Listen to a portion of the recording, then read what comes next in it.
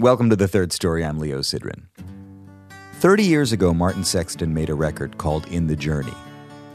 It wasn't really even a record. It was a tape that he sold busking on the streets of Boston. He had moved himself there from his hometown of Syracuse, New York, where he grew up in a large family, a very large family. He was the 10th of 12 siblings. And from the very beginning, Martin figured out how to marry dynamic, soulful live performances with plainspoken, thoughtful, and message-oriented songwriting. He's a songwriter's songwriter for sure, but he's also a hell of a guitar player and singer who knows how to give the people just what they want. The other night I had a crazy dream about a man in a fishing hat. He was selling magazines all the way from Kingston. He had worked his way down, and I bought him a drink on the night they kicked him out of town. He said, maybe that's how he managed to sell 15,000 copies of that first self-produced cassette back in the early 90s, back before the idea of self-released music was in the mainstream. That was back when if you didn't have a record contract, you didn't really exist. But in many ways, Sexton's own journey began with that first album, In the Journey, and he's still on it today. He's averaged a new record every 2 years since he started.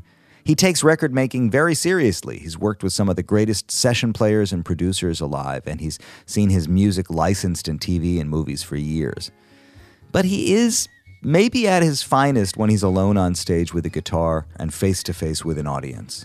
Martin Sexton can make more out of that simple recipe than most singer-songwriters could hope to achieve standing in front of an entire orchestra.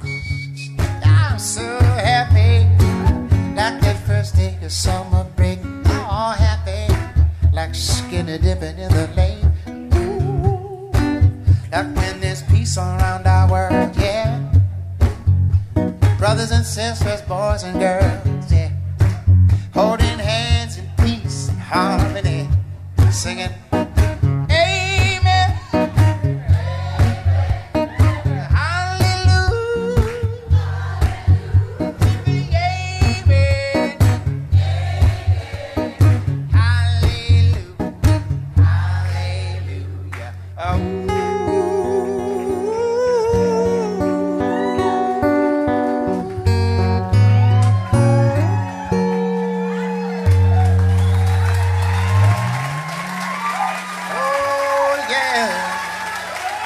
I am so happy to be with these beautiful Californians tonight.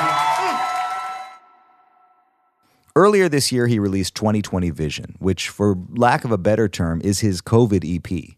It's a tight collection of new songs about America, family, and perseverance in these times of uncertainty.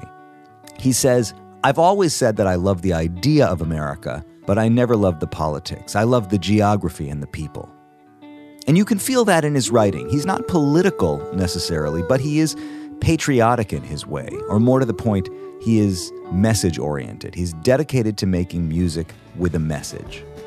We had a great talk about his new project, his origin story, the journey that he's been on now for over 30 years, and how songs, like produce, grow naturally, as he says, out of shit. Hey, I'm just the messenger here.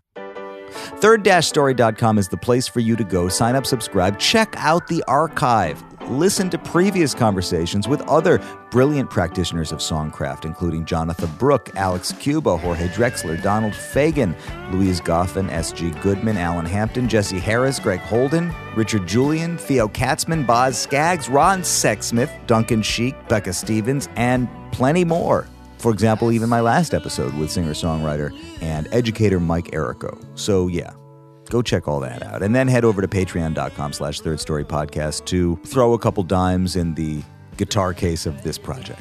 As I often do, I've curated a Spotify playlist and some YouTube clips that are related to our conversation today. You can find all that at the website third-story.com. Without further ado, here's me and the legendary Martin Sexton talking about the next stop in the journey. Martin Sexton, man, it's such a pleasure to meet you. I was so pleased when I got the email about your new EP and that you were putting something out, because while nobody can accuse you of not being prolific, I mean, you're a songwriting machine. It's been a few years since you made a statement like this. Yeah, I think 2015 was the last record I put out. So yeah, it's been a while. We kind of lost a year there with COVID, but yeah, it's kind of how I roll these decades. You know, it used to be kind of every other year, and then it was every third year, and now it's kind of every 4 or 5 years for me. What kind of has to happen for you in your life or in the world for you to start to think about making a record or even just a EP, a statement like that? For me, it's both I want to be an artist and express my feeling and maybe get a message out to the world. There's that side of it, the artistic side. And then there's the, this is my job side. And hey, man, I'm, can't really keep touring behind the same old stuff. You got to give the fans something new to chew on. And so there's that little candle that I get under my seat every few years, like that little nagging, gnawing thing, like, dude, you got to write a record.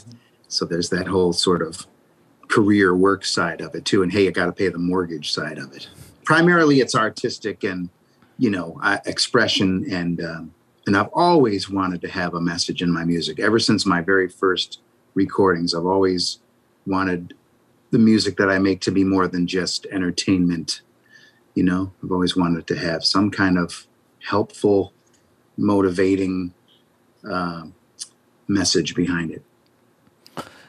Man, I feel like in some ways you have been rehearsing for the moment that we're in now for your whole career, because you have been talking about America and what it means to you and what it represents and its potential and its flaws and all of that since the beginning. And now it's like the country kind of caught up with that conversation and we're all thinking about it publicly and openly. Yeah, it's funny you mentioned that because I have always had sort of a reverence or an appreciation for that American dream, that what is America, and, flawed to be sure. But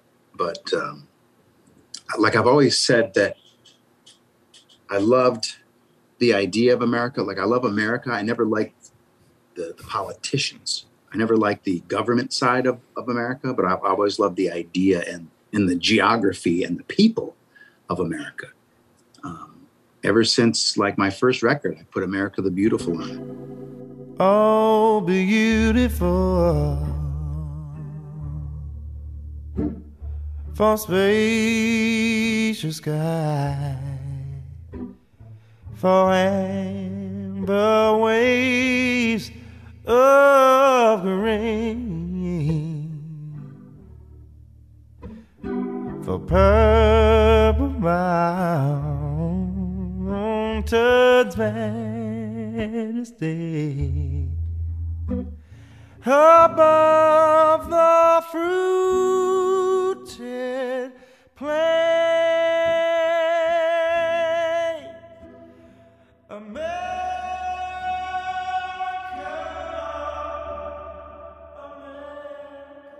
I've always had this appreciation for the idea that someone can come from nothing and make something out of themselves. And that we're not a class-based society like old England, from what we came from. I love that. I've always loved that about America. Do you think it's still true? Even on this new collection of songs, you've spanned the emotional spectrum from hopeful and inspirational to also a little bit of disillusion, a little bit more maybe than before. I mean, are you disillusioned? Do you think that it is reparable? Yeah, I think it's totally reparable. I would never want to throw the baby out with the bathwater.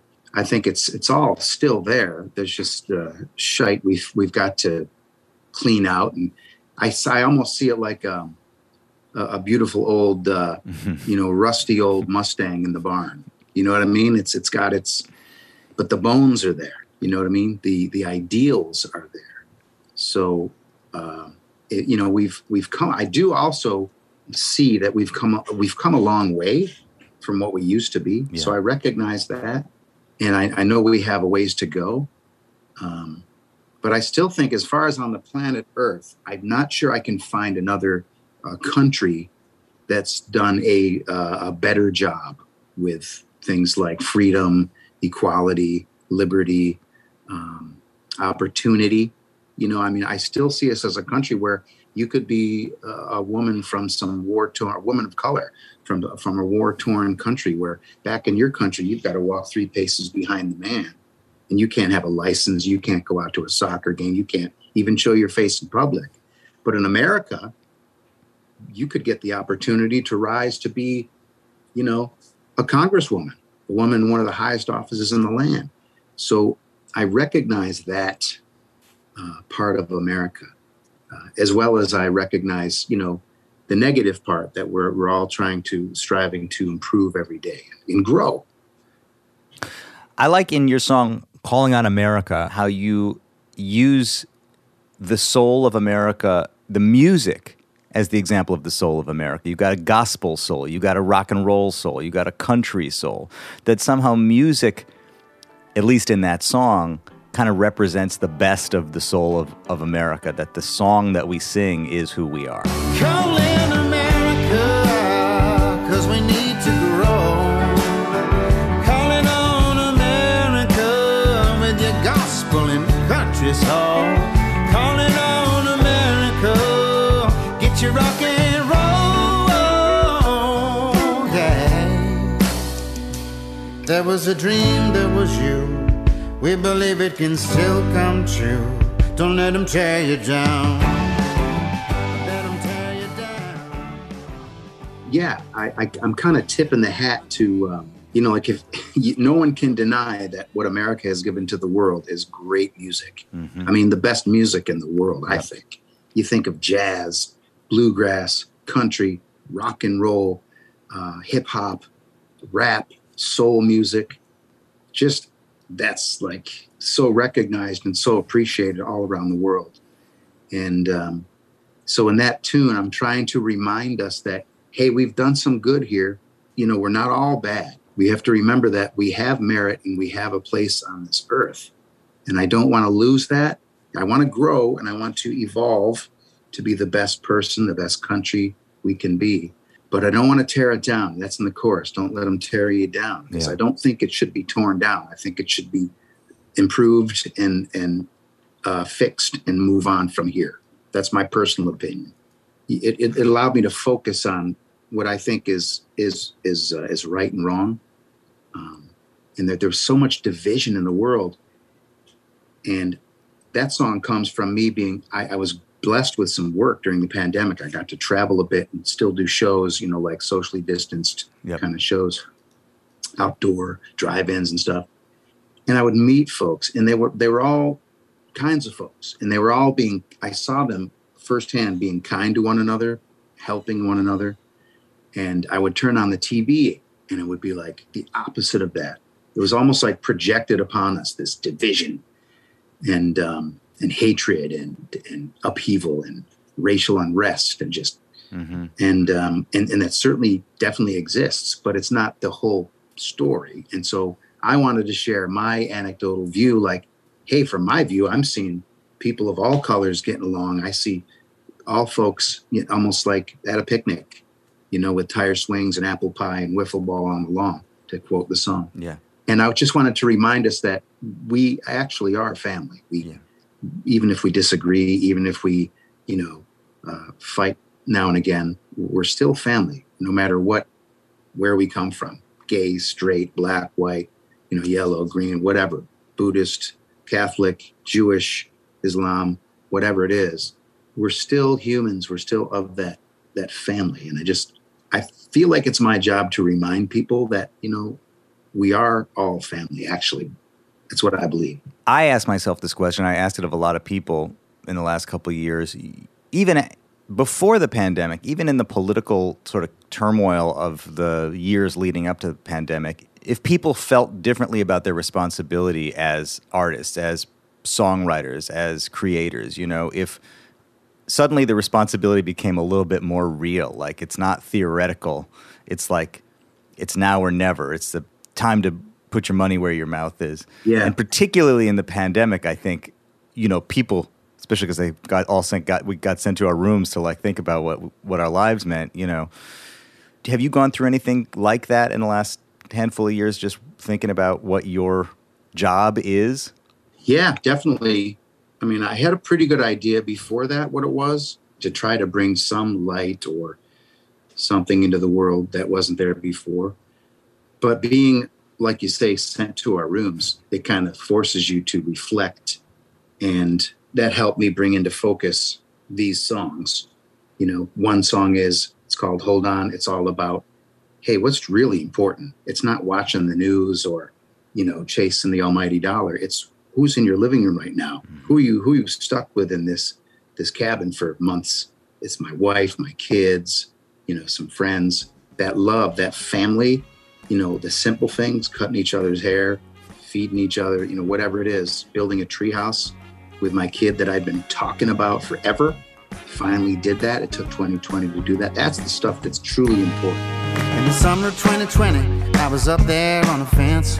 Seems I lost my work and hard to pay my rent. Stressing out my baby with money moving fast. Wonder about the future, wailing for the past. Oh no.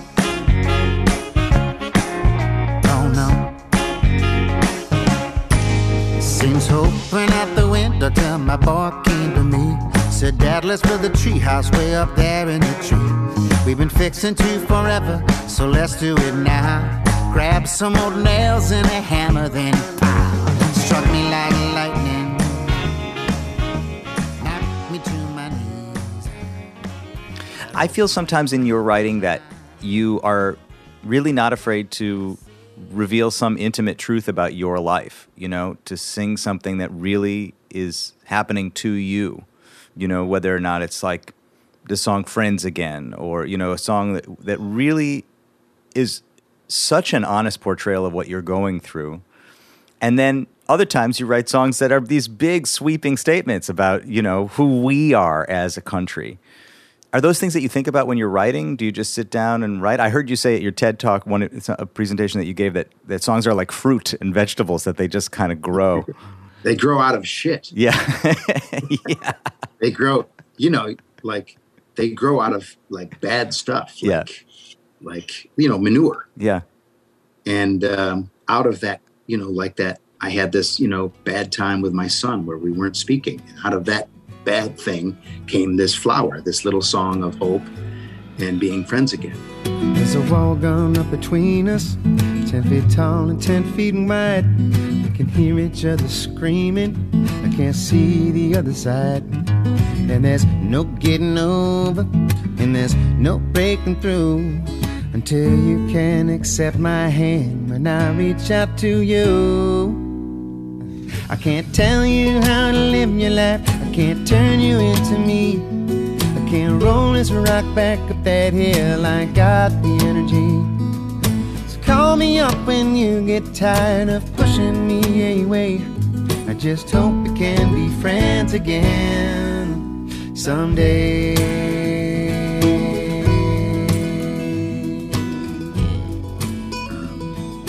And out of the division I was seeing on the media, which is crap, out came this flower, this song that I think reminds us, you know, that we're family, that there's good in us. And I don't really think about it consciously like, hey, I want to write a grand song about America, or I just want to write a little intimate song about my son.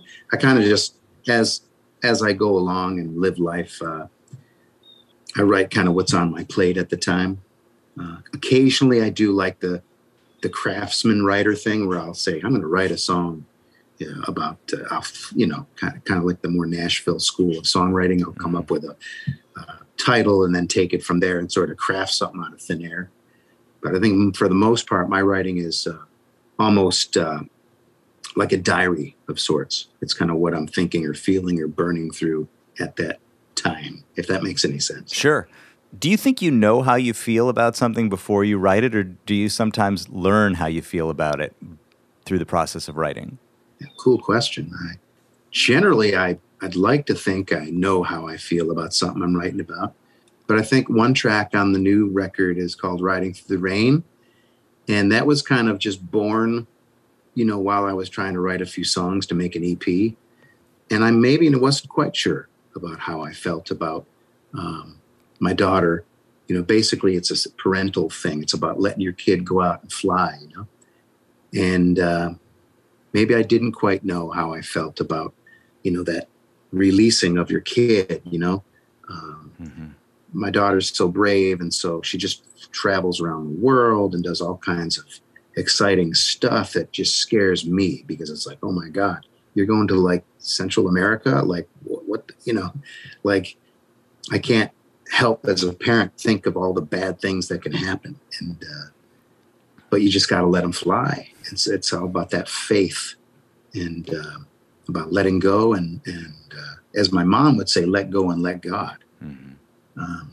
And all that. So yeah, maybe that's a cool question. It makes me think of, did I really know what I was writing about? And I really didn't. It's kind of, the song was taking me. In fact, the second verse, I didn't even know what I was going to write. I'm like, what the hell? I got this idea, and then I'm just making stuff up. And it's like, then I just say, God, the second verse is the hardest one to write. And that's a cool lyric. So kind of like, yeah. Sometimes the second verse is the hardest one we write. It's where we find meaning without leaning on life. Burning whole chapters, turning the heavy page, leaving it all behind for the lightning just the sage. Comet your return, stardust in your tail. Unpacks all the stories, midnight writing maze. So we're gonna leave the light on. So you keep right on, right on. You keep riding through the rain. Well, it's that lyric, when I heard it, reminded me a little bit of that. It was kind of a callback to that other lyric that I referenced earlier, where you were talking about how the song that we sing represents who we are. In the case of talking about America, we got a gospel soul and a rock and roll soul and a country soul. And the next song I hear, you're saying in the second verse is hardest to write. And somehow it feels like the second verse is evocative of the second half of our life, or the next thing that we're going to do, Yeah. Or that second album you make as an artist, you got your whole life to write your first record. Second record, you got to like step up. And the second verse of a tune is like a microcosm of that. You get this great idea, you get a chorus, you get that first line, and then, but what am I really trying to say or do with this tune? And that's sort of what the second verse is for, I think. I'm glad you brought up this thing about the second album, because you had a pretty spectacular first album. You had an independent run early on before people knew what it meant to release their own records. There were a handful of people. Oddly, and now that I think of it, one of the only other people I remember who was putting out their own records hailed from Buffalo, New York, not so far from where you came from. Ani DeFranco was putting out her records in the late 90s, the same way you were around the same time. Oh, yeah. You kind of belong to that same generation, yeah. Yeah, she was a huge power of example for me and many others. She was indie before it was cool to be indie. And I always heard stories of her passing on offers from major labels. And I always thought that was really cool and really just artistically brave. Showed a lot of integrity. And sometimes you need that example to be your green light to do it yourself. Buildings and bridges are made to bend in the wind to withstand the world. That's what it takes. All that steel and stone are no match for the air, my friend. What doesn't bend breaks. What doesn't bend breaks. And she was one of those beacons of light, to head towards that independent route. And as an independent now, it's great because, the checks come home to me. They don't go to, Warner Brothers or something. Right, but you did. So you put out this record and sold a bunch of copies of it yourself. Mm-hmm. Did you sell them mostly in Boston or on the road? Well, let's see. My very, very first record was a cassette that I actually sold as a street singer out of my guitar case. It was called In the Journey. And I sold like 20,000 copies just like as a busker, and then doing like coffee houses like in Boston where I started.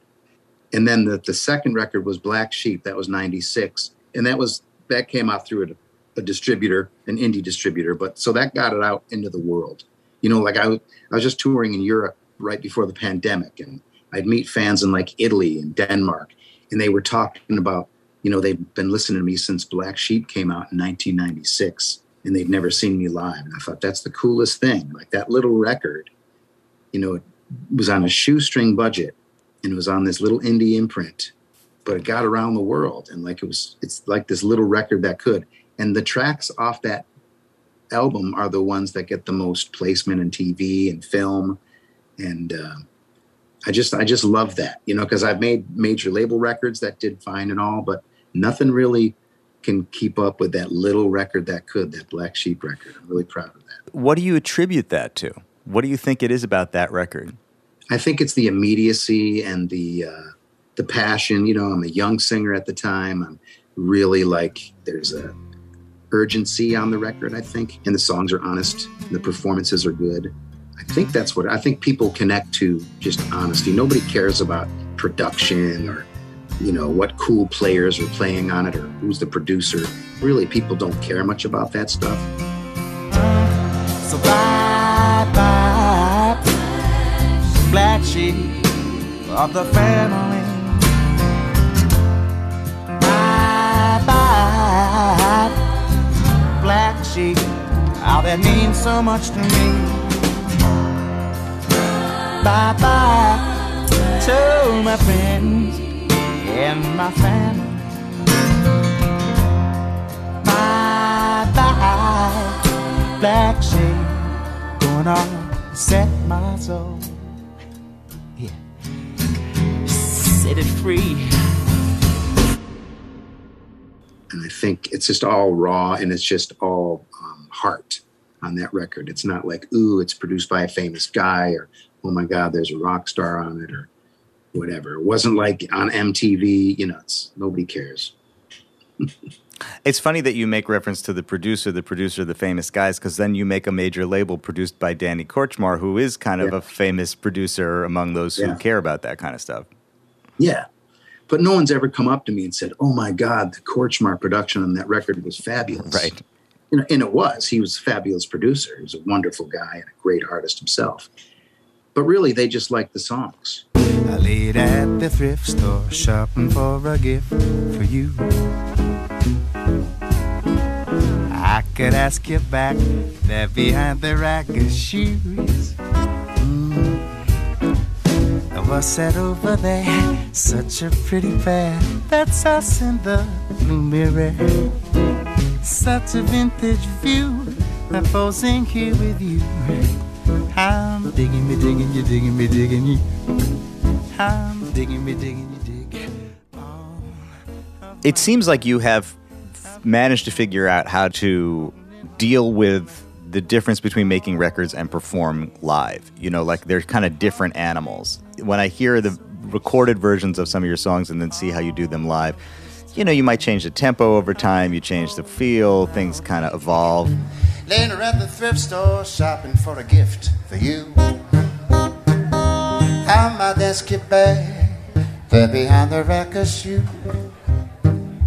What's that over there? Such a pretty pair. That's us in the blue mirror. Such a vintage view. Posing here with you. I'm digging me, digging you. All of my life I've been holding the lock of a record is not always a document of a live performance. It's its own thing. Do you feel more connected to one side of that versus the other? I guess if I had to say I'm more connected to one side, it would be the live side. When you make a record, generally speaking, you've just written the songs, so you haven't toured with them and played them 100 times. So you do your best to make it a cool thing, and you try to deep dig into your professionalism and your sense of vision and nail it. And, on a good day, you can really capture a great performance on a record, but nothing compares to when you're live, and when I'm live, generally I'm solo. So It's just me and my guitar and you, the audience, and you, the audience, are part of the show. So you're automatically more invested emotionally because you're actually singing and being like a backup singer on the record. And so, and every night's a special little piece of art that will never be replicated again. So it's a hard comparison from a live to a record. But most of my records, though, have been made live, except for 2020 Vision. All my records have been live on the floor with the dudes and maybe we add a little, some stuff afterward, like backing vocals or percussion or whatever. But 2020 Vision was like seriously socially distanced recording. I was in Massachusetts, John Alasia, producer, was in LA, and all the other players, except for Bo Sasser on B3 and Eugene Friesen on cello, they were in Massachusetts. But all the other guys were in LA, like the drummer, John Mayer playing the guitar on Calling on America, all from LA. John Mayer's a big supporter of yours. He's a big fan, huh? Yeah, wonderful cat. He remembers I'm a decade ahead of him. You know what I mean? And so I was playing all around America when he was still dreaming about, making a record. And I met him as a fan at a little club in Atlanta called Eddie's Attic. Mm-hmm. And, you meet these people every night where they'll hand you a record and, want to open for you or want you to listen to their tunes and give you feedback. And he was one of those dudes. He was a young dude. And next time I met him, I was opening for him on his sold out arena tour. And he had a Grammy and his girlfriend was Jennifer Love Hewitt. Well, that's why you got to be cool to everybody. Yeah, dude, exactly. Yeah, so he remembers, and he's had me on tour and some of his cruises. And now he added his gift to my little record. So I'm really, really proud of that. Well, and John Alasia produced the Room for Squares record, right? The first John Mayer record. He did, yeah. And many other great records as well. He's a really heavy cat. I worked with Alasia first. I met him at a club in Maryland years ago. And he mixed my double live album called Live Wide Open. We mixed that at his place in Maryland. And just what a great set of ears. And we're both kindred spirits. We both are cut from the same cloth, both musically and I think soulfully. Mm-hmm. Just a great, kind of a giant in the music industry, John Alasia. The records he's made with Dave Matthews, or all kinds of artists. Yeah. Just a great producer. You said about your daughter and about being a parent that it's so hard not to worry as a parent for your kids as they go out in the world, especially somebody who's adventuring and running out in the world. Have any of your kids expressed interest in being musicians? And if they did, how scary would that be? They haven't, and I kind of wish they would. I never wanted to be the dad to kind of make them do, I mean, I'll get on them to learn an instrument. Make them practice, make them take the lessons like a good parent should. Like any good parent, I kind of make them, take a lesson, learn an instrument. And they have that innate sense of musicality.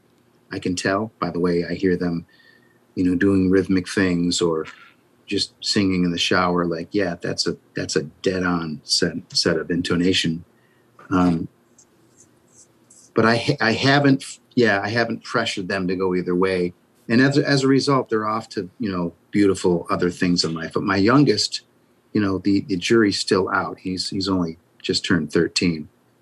So I'm not sure which direction he'll go in. But I wouldn't be afraid if some of them became professional musicians, because it can be a beautiful, rewarding life, especially as a recording artist and a songwriter. I think if you're going to be a side man, that can be tough because you're on the road all the time. It's been said that being a musician is the very best part-time job, and it's the very worst full-time job. And I can identify that as a side man, because if you're going to make a living as a side man, you're going on tour with this artist, and then you hop off tour with that artist, you go on tour with that artist, and then you make a record with that artist, and it's tough. It's like being a truck driver. It's hard to get home to be with your family. Yeah, right. But as a part-time musician, if you're the guy doing weekends and weddings and lounge gigs, that's pretty cool because you can make as much in a weekend. Sure. Just kind of doing something you enjoy as you make working 40 hours a week. I remember early on when I was a messenger for a law firm making peanuts, and I'd work 2 days on the weekend doing something I loved, and I'd get paid more money. It was an awesome thing. How many kids do you have? I have 4 kids now. And you are one of 12 kids. I am, 10th to 12. Crazy. What is that like? Kind of like a 3-ring circus, growing up you know, it wasn't too chaotic. You know, my parents were pretty into law and order. You know, we all kind of had our place. You know, the older sibs kind of took care of the younger sibs. Yeah, it was pretty orderly. You know, no, I'm pleased to say we're all still fairly close. We all get together on holidays. We have actually Zoom meetings every Saturday night. Wow. That was a gift of the pandemic, actually. That wouldn't have happened if it weren't for COVID. My family wouldn't meet every Saturday if it weren't for that. So, yeah, you know, nobody's like, you know, dead or in jail or drunk under the Christmas tree or, you know, causing too much troubles. And that's for 12 people, especially these days with all the problems with addiction in the world. That's a beautiful thing. Yeah, no kidding. I'm one of one. You're one of 12. I'm one of one. Yeah. So it's the other side, it's the other side of the scene. But I can imagine if you're going to have 10 kids, it's like, you know, you must have an understanding of what production. I think probably parents of kids with 12 kids, you know, of 12 kids would make great record producers because you have to have so much together. You have to know how to organize things. Yeah, my mom was good like that. They kept it simple, you know. Pretty classic Irish Catholic meat and potatoes upbringing. And, I wouldn't trade it for the world. Were you the only musician to emerge? Pretty much. My sister Colleen is a very talented artist in her own right. She sings and writes, but she didn't take the path of that I did. Like I think she had more other things she could fall back on in life, and she has a wonderful career and happy and does music too. But aside from that, my father, he sang in church. He kind of was the song leader once in a while. But no, I'm sort of the only musical guy out of the 12, except for Colleen. The story goes that you found all the records that they left behind for you in the basement, and that's how you kind of got turned on. And with 10 older siblings, that could be a lot of different kinds of music. It's like a little record store in your house. It was, man. I mean, it was everything from like Barbra Streisand to Led Zeppelin. And totally. You know what I mean? Like one brother would be listening to Helen Reddy and Barbra Streisand. Another brother would be listening to Peter Frampton and Fleetwood Mac.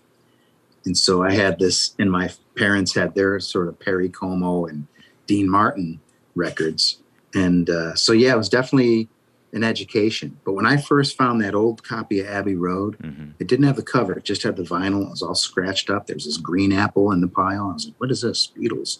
You know, like I discovered the Beatles in the 80s, you know, when I was a teenager. And man, even in spite of the scratches and the skipping vinyl, I heard that Come Together and I Want You, She's So Heavy. Man, that was awesome. I loved that. So that and Peter Frampton sort of lit my fire. I see that, but I also see that there's this real breadth in your singing that draws from the black soul tradition and the rock tradition and the swing tradition, and it somehow manages to play at the edges of all these different styles. And, you know, I know you joked that your mom said that you yodeled all the time, but there's a bit of that kind of upper register stuff that you do also. And so I wasn't surprised when I read that you didn't have any rails on what you were listening to, that you kind of brought it all in. Did you used to imitate records like singers, try to sound like other singers? Sure. Yeah, Stevie Wonder. I would literally, you know, try to sound like Stevie. I would read his album, Songs in the Key of Life. It's a double album. I play it actually before shows now. And just a wonderful message, you know, love is in need of love today. And just an artist with a great message and a just monstrous, beautiful soul. Good morning, evening, friends. Here's your friendly announcer. I have serious news to pass on to everybody. What I'm about to say could mean the world's disaster, could change your joy and laughter to tears and pain. It's that love in need of love today. Don't delay.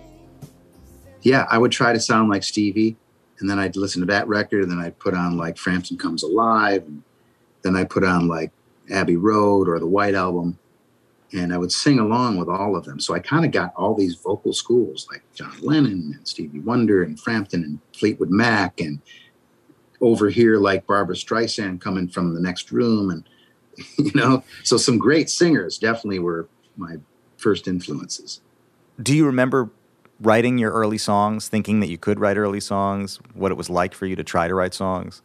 It was hard and they sucked. Huh. You know what I mean? Like, it was frustrating because I'm like, yeah, I can write a song. And then I'd try and be like, just total garbage. You know what I mean? Like, writing is the harder part of my job. I'm not complaining, but I'm just saying, singing is like walking for me, or playing, or showing up at a gig. I'm really good at that. But writing a song is like, to write something that doesn't sound like contrived or canned or like, yeah, I guess the more you do of it, the more stuff you got to pick from. So I think Bob Dylan said, songwriting is like fishing. The more your line is in the water, the more fish you're going to catch. So I try to remember that. And also I got to forgive myself, every song can't be like a top 10 hit, like you got to have the deep tracks, maybe the throw out ones, maybe the ones that you don't even want to sing, maybe someone will cover down the road or something. So yeah, it's a funny thing, songwriting. But it's a craft too. You can get better at it. And I think I've gained a good sense of who I am as a songwriter after 30 years of doing it. Do you go through fear that you won't get back there? I mean, I know it's a craft. You can get better. It can get easier, but it's also eludes us sometimes, right? Like sometimes it's not there for you. Yeah. Well, a lot of art, a lot of everything, even in the business world. It's like when you're in your 20s, your best stuff happens. You know what I mean? Like, how do you top, if you're George Harrison, how do you top Here Comes the Sun? Mm-hmm. If you're Paul McCartney, how do you top, Yesterday? If you're John Lennon, how do you top Imagine? And that all happened like late 20s, and how do you get back? Yeah, some of my stuff, I think, wow, that was kind of magical when that happened. Like when I wrote Glory Bound. It's just this kind of gift of the universe. I'm taking my chance on the wind. I'm packing up all my bags, taking a mistake I gotta make. Oh, then I'm glory bound.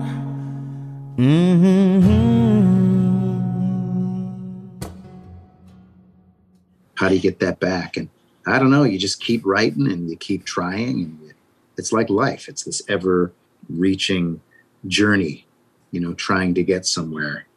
You just keep on keeping on, I guess. You left Syracuse and you went to Boston and you played in where? In Harvard Square? Where'd you set up the guitar case? Yeah, Harvard Square, man. I saw people doing this and I was like, I could do that. But I didn't do it. But then I got canned from my last job. And as a barista, we'd call it today. And I was like, dude, I got to pay the rent. So I went out there with a borrowed guitar. I only owned a Stratocaster. I didn't own an acoustic guitar. So I borrowed a guy's guitar. I went out there and, hey, this is working. People are tipping. They're listening. And I only had like 2 songs of my own at the time. So that was like school for the singer-songwriter that I've become. It was better than going to Berkeley or the New England Conservatory. It was like, this is 101, how to perform, how to write songs, how to engage an audience and so that they don't walk away. It was definitely a great education. I would recommend it to anyone who was looking to do music, like play on the streets. It's the most pure form of performance there is. It sounds like it informed the way you started to write songs. Like if I'm going to write a song, I need an up-tempo tune. I need a swinger. I need a ballad. I need this. Yeah, I can't just sing, sad love songs all night. So definitely that informs even my set lists today. I never write a set list, but I always try to keep it up, down, middle, up, down, try to keep it entertaining. Because, a couple hours on stage is a long time for someone to be engaged. So you got to keep them like, and it's, when they're fans, of course, it's not that big of a challenge. But even fans, or even maybe the fans bring their brother-in-law who's not quite a fan. So you want to win that guy over and keep him engaged. You don't write a set list. Are you pretty much able to play from the whole repertoire? I mean, do you remember all the tunes? You can get there? Yeah, it's funny you should say that. I generally do, but then somebody will shout out, a tune that I haven't sung in like 8 years. And I'm like, and I want to do it. So I'll just try it, and I'll screw it up in front of an audience. I don't care. And I let them see that. And that's sort of my kick in the pants too, to say, hey, you might want to practice, like go to the deep tracks and just practice them a little. 'Cause then I think it's a better look if you know how to sing your own damn songs. Yeah. So that's definitely, I'm going to do that. I'm making the statement here. Let it be known. I'm going to practice some deep tracks so that one time somebody yells out, I don't know, some deep Sexton track, I'm going to know it back to front. Today, I mean, even back then it wasn't so common to do what you did, but it was probably more common. Today, it's more likely that people would kind of rise to prominence by doing that same kind of thing, but on Instagram, or on TikTok, or on, whatever, play in front of the computer. It's a completely different feedback loop, and it probably informs you in different ways, like, oh, I got more likes on this song than I got on that song. But what it doesn't give you is that direct interaction with people. Yeah. Have you spent any time dealing with social media, like in the last year? Have you been doing that kind of thing? Oh, yeah. Well, one of the gifts of COVID was, the live stream. I'd never thought of that. And we did live streams, and it was a way to connect with people and even broaden things. And things like Cameo, where you do personal video greetings for people. These are all gifts that I can take with me now moving forward. And all the socials, we try to stay on top of those, with relevant posts and keep people engaged and get my message out. My message is a message of unity. It has been for my whole career. That's my mission, to bring unity through music. So yeah, I'm definitely engaged. I don't read the Facebook stuff personally, but we'll put out posts, and whether it's a new tune or it's a thought I had on Twitter, or it's become the new radio, like it used to be, if you have a hit at radio, you're all good. If you don't, you're painting houses, so now it's nice to have a more, the wealth has been spread. Yes. You know what I mean? Yes. So maybe you're not making $1 million on a record, but hey, you're making a living, and you're getting, a bunch of listeners via YouTube or Facebook or Twitter or whatever, or Instagram. But nothing compares to the live show. I use these socials more as an avenue of just information. Like, hey guys, I'm coming to your town. Come to my show and be part of it. It's going to be a great time. Well, speaking of that, you have gigs booked. You're starting to tour again. It just seems like it's shifting under us even as we speak. 3 months ago, you could book a tour and say, well, everybody's vaccinated. It feels okay now. Then comes Delta. We're right in it, where we're not out of it. We're not as deep in it as we were before. What is the feeling like for you to be in public spaces with a lot of people right now? It feels good because, I know the majority of folks at the shows are probably healthy and vaccinated or whatever. And before the vaccination came out, everyone was very righteously stringent on, being separated at the shows. It was weird though, because, I'm used to having people right up, bellied up to the stage, and I'm right there with them. So to have them 30 feet away and have them each separated, it's hard to get that audience to really get that electricity burning through them. You know what I mean? It just took longer. So by the, halfway through the show, we were there. Whereas in a normal setting, after the first tune, we were there. But I haven't had any fear so far of like, oh my God, is this cool? Like all these people in the same building and I'm breathing the same air. I haven't had any of those issues.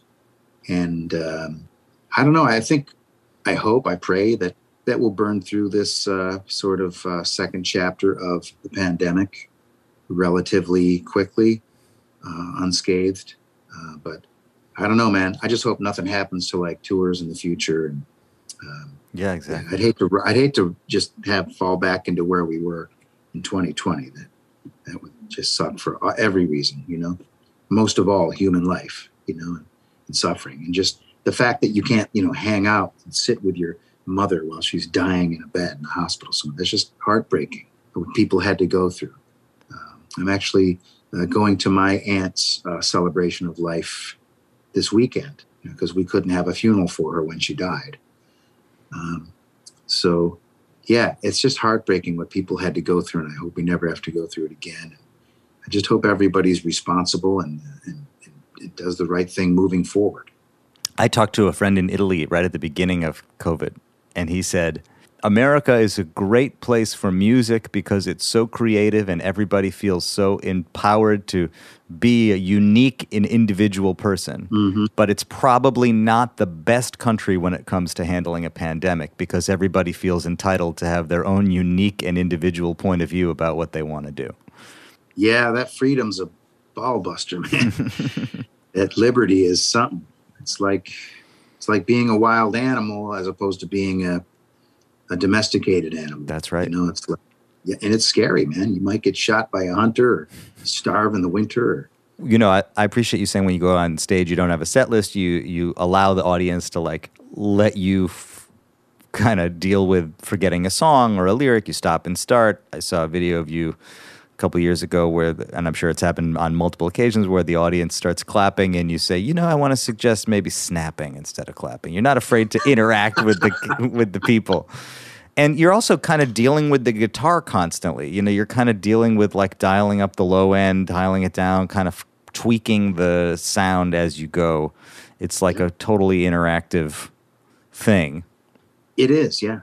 And I don't mean to be bossy if I ever do that, because what happens is I'll be on this tune and it's kind of a mid-tempo thing, and to have like 500 people clapping, it's way overpowering, and half of them don't really have the sense of time that the other have. So I find the snapping just sounds better, and it's so much more forgiving than clapping. Clapping's great if it's a, you know, balls to the wall, yeah. But if it's just kind of a jazzy little snapping is just so much more groovy, baby. Oh yeah. And yeah, there's always the, you know, a little more bass here, a little more, you know, but I'm a lo-fi guy. I'm the lowest technical performer that I know. I don't have any pedals. I don't run any, you know, except for a little reverb. There's no effects. I just tell the sound guy, man, just give me a lot of bass and a lot of volume, and I'll take it from there. Yeah, look, it's risky to ask your audience to participate on the level that you do, because audiences are both, you know, wonderful collaborators and also totally untrustworthy, especially when it comes to time, you know. And on the other hand, you manage to get your audiences to sing beautifully, and it does kind of give me a sense that we all have a kind of innate sense of melody in us. You know, either that or you have a real musical audience. But I get the feeling it's like, given the opportunity, people can sing. They do. And, you know, I always encourage them to sing along, and they're always real simple parts. You don't even have to know the words to most of them. You know, it's just a ooh or an ah or a bye-bye or something.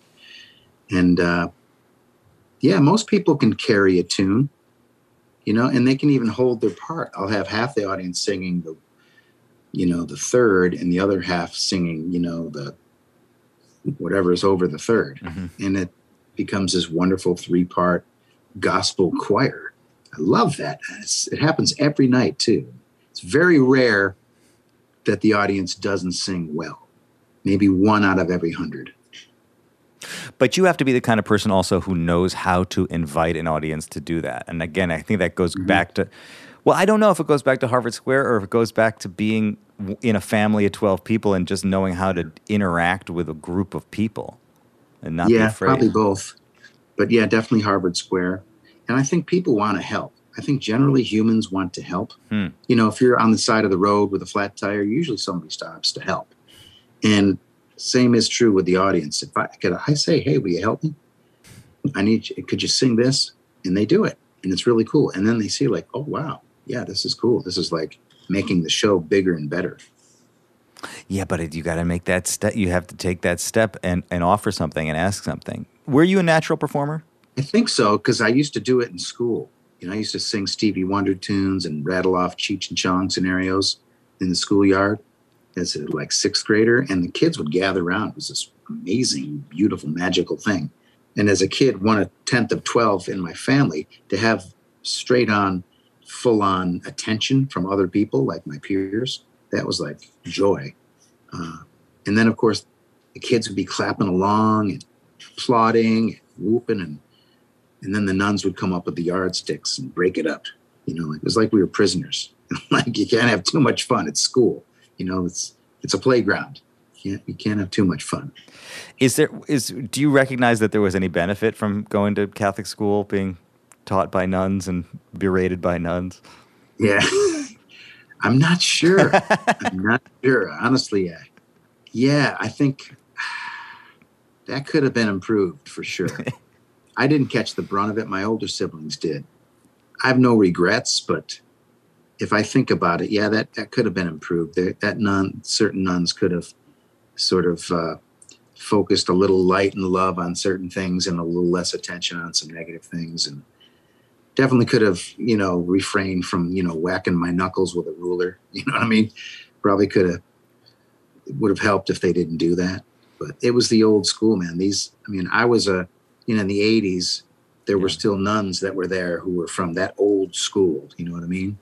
But hey, man, it's all makes us who we are, But you did not send your kids to Catholic school? Nope. Did you sing at home or try to make your family laugh? Very rarely. It's funny. Sometimes I say, I'll have a little sticky thing at a show where the audience will applaud, and I'll say, oh, thank you. It makes me feel so at home. I feel so at home here. Thanks. Just like being home in my living room. And then I say, the only difference being that you people actually are interested in what I have to say. Because nobody was really interested back home in what I was saying or singing. Yeah. All they knew about me was I was a bit of a troublemaker.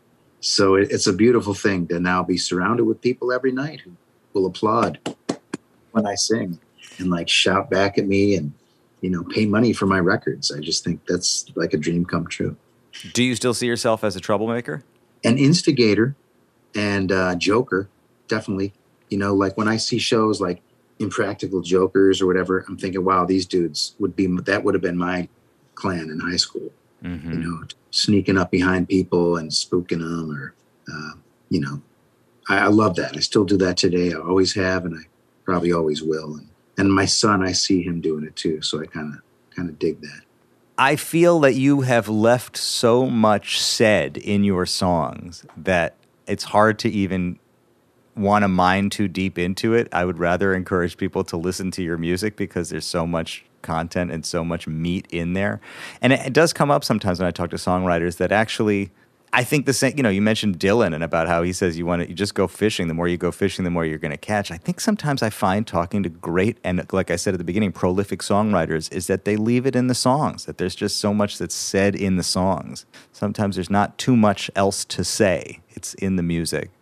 Hey, Frank Zappa said, talking about music is like dancing about architecture. And then you have this other aspect, which is, it's like you say, is the job. Part of your job is to go out now and you got to talk about what you did. But what you did is what you did. Yeah. And I love, interviews, and I love being on cycle.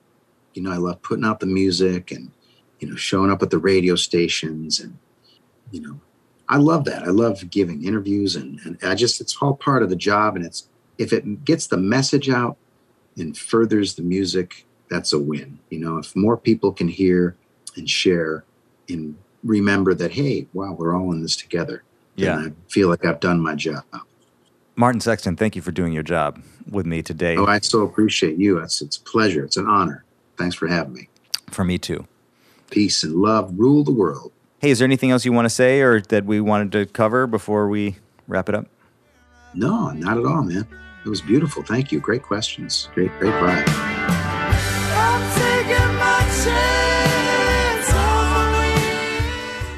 There he was, my friends, the great Martin Sexton. What a beautiful vibe. I love honing in on that space where life and craft meet, and he's living in it all the time. I'll be back again in your headspace with another deep dive. Until then, say it with me. I'll talk to you soon.